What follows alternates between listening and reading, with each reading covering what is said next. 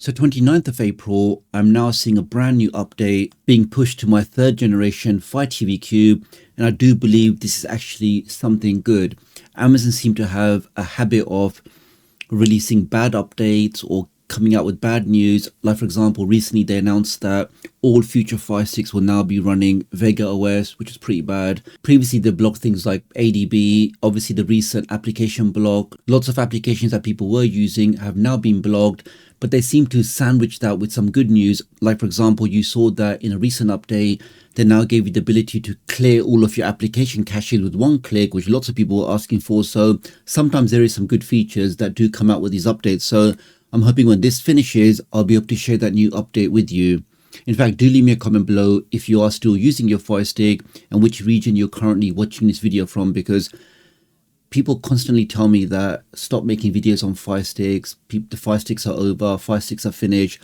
I've now moved over to the on platform, Google TV, Android TV. But the reality is, guys, more than 50% of my audience at least are still using Fire Sticks, which is why if there are any new updates, any new news, I will always bring you the latest videos on those. As okay, my device is now rebooted.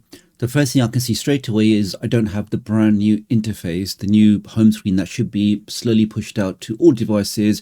My device in the UK still does not have that. In fact, do leave me a comment below if you have the new interface and what you think of it. But what I can see, if I go over to my settings, I can see something new has been added to my device there. But before I show you that, let's go to my Fire TV. Let's go to About, and we can see as of the 29th of April, my device is running 7.7 1.3 with that particular subversion. So with this version now, if I press the home button, we can see the first new feature is if I go to settings, I now have the ability to search my settings. So instead of me navigating through 10 different menus, I can just go to the top, press the select button there, and I can now search for something. So I'm looking to change my remote control. So I can just type in REM, and I can quickly see here is a section for remote controls. Click on that, for example, this one here, and that takes me straight into that menu. So definitely a lot faster than going through the different options, especially if you don't know where things are. Let's go back.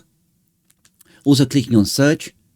You can also just use the suggested settings. So here, for example, you've got some of the common ones, network settings, my Fire TV Cube, accounts, profiles, display. So for example, I'm going to go to my preferences, click on that, and it takes me straight into the preferences. So it definitely will be easier for people to navigate these settings by using that option instead of manually going through all of these different tabs. Especially again, as I mentioned, if you don't know exactly where something is, I can now just search for it. So if I'm worried about my data protection, but I'm not sure where those settings are held, I can just type in the word data. I can now see options like data usage monitoring. So let's click on that. And we can now make sure that we are sending less data back to Amazon, ensuring maximum privacy. So that's the first new feature. The other thing I noticed as well, if I go over to home, go over to the settings again, go to where it says help, I can now see they've added in some extra options in here. So if you need to do some basic troubleshooting, trying to identify what's happening with your device, you do get to see some options at the top here. So I can see my wireless connection is currently excellent. You can see which remote controls are connected to your device. If I click on one of these, you can then get instructions on how to repair your remote control in case it's hung or in case something's wrong with it. You can quickly repair that to your device. Or if you need to do a factory reset of your remote control, you can also do that by following the steps in here. And you can also see your free space. So right now my device has 20% free space. If I click on that, it then gives you instructions on how you can clear your app data and also cache if you want to do that. And that's one of the new features I mentioned that they did add before, which lots of people did find useful. If you are struggling with storage space, you can go to applications and you have the option here, clear all application caches. So with one click, I can now go ahead and free up 320 megs of space from my device. So definitely handy. And if you are finding certain applications are slow or if they're causing problems, clearing the cache is normally step one in any troubleshooting tips and tricks. So let me clear mine.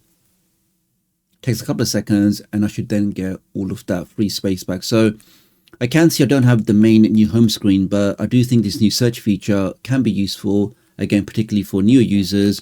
And also some of the new things about Inside Help, again, can help you when you are troubleshooting things on your device. So that's pretty much this video, guys. Many thanks for watching. Lots of you may think this is too little, too late. Amazon can't do anything right. Amazon are just finished. So because of that, you've already jumped ship. But I know lots of you are still sticking with the platform.